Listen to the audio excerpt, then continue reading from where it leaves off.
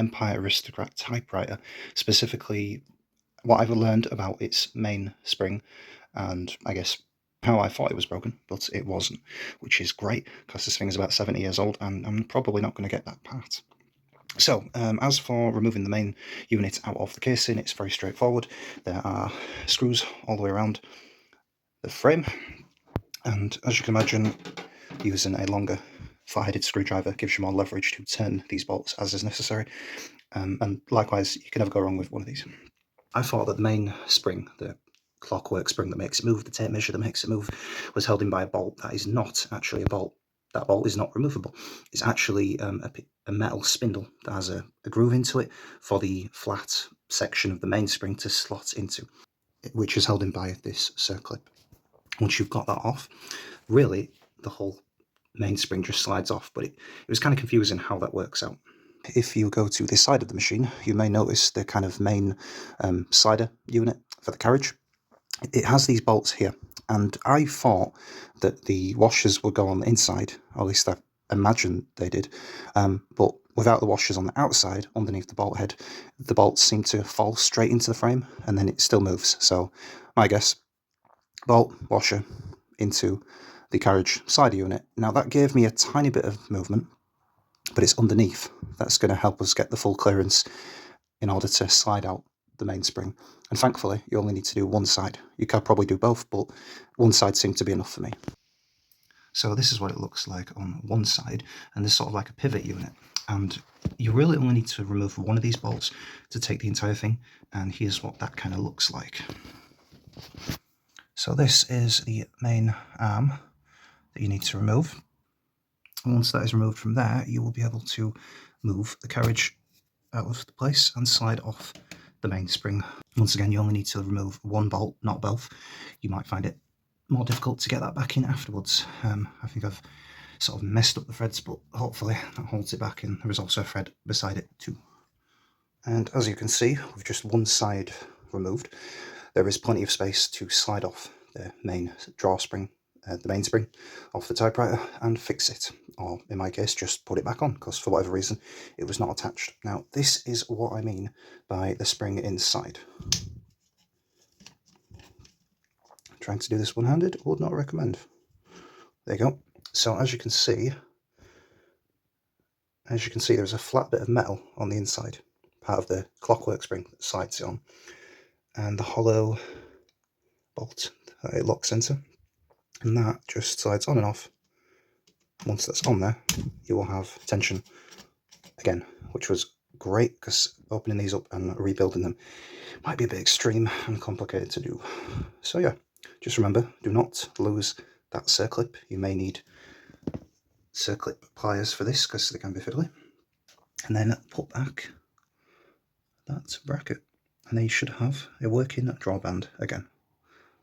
So shout out to wonderful Mark and Chalky, who helped me kind of diagnose where the initial bolts were. And likewise, this is probably useful for other people, considering there is no video on this particular model. And yep, less scary now, which is always useful. And just one last point about this particular, I guess, rotational bracket. That goes over this, not under, over. Because when you're putting it back, it may fight you a tiny bit. And that is definitely something you want to get right. Over, not under. And here is the carriage mainspring, all back together with its circlip. I can technically do this using a flat-headed screwdriver, but it's probably less fiddly with, I guess, split pin circlips. Circlip pliers probably is what you need. I also noticed there is kind of a directional arrow on the main drawband.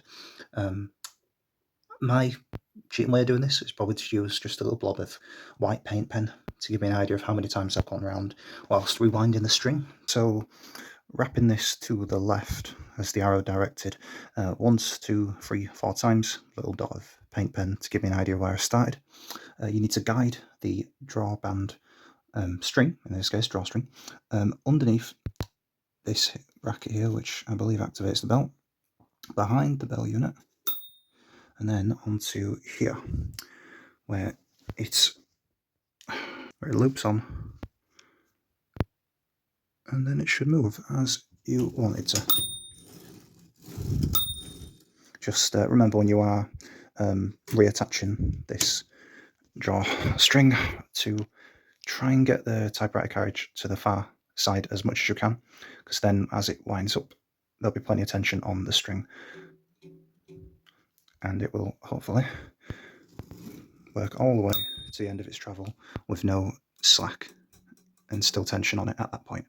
So there you go. That is how you remove and put together a thankfully functional main carriage mainspring on a 1950s 48 Empire Aristocrat typewriter.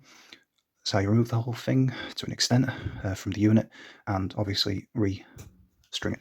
To be honest, I shouldn't be surprised that there was something wrong with this typewriter, especially because I believe 2 bolts were missing on the back, and for whatever reason, instead of using the hook on the actual ink spools, they've tied a knot, which I think that's the first time I've ever seen that. So that's kind of impressive. But yeah, that is, I think, the end of the video. One quick point about this. On the carriage slider rail or pivot rail, the pivot bolt does not have to be over tightened. In fact, it just needs to be finger tight. Otherwise, when you press the uppercase button, it will not move as it should. But if that's just finger tight, then it should rotate, as you can see. Here's a really confusing issue. The right shift button, when held, enables me to get capital letters, but the left carriage shift button and lock doesn't give me capital letters. But by doing this, the lowercase letters imprint as they should. So let's just repeat that. Left side carriage shift lock enables correctly printed lowercase letters, and if held, the right carriage shift gives me the capital letters that I need. That is a very, very confusing situation. Well, it works with a bit of thinking. But yeah, 70-year-old typewriters, what's there to say? The other issue is the back rails on the frame. Unfortunately, it scrapes against them. This is obviously, old 1950s biscuit tin, so probably just warped out of shape. I could probably press this metal together and sort that clearance issue, but it's something to note if you're having an issue and wondering why the carriage isn't moving as it should. And same again with the carriage slider bolts. You want to make those loose enough to hear a thud, and then you know that the carriage can rise and fall and move. And I figured out how to slightly improve the half imprint issue. The ribbon vibrator has a bolt here, and I noticed there was too much tension, loosened it, and it seems to move a little bit better. And the imprint is improved slightly.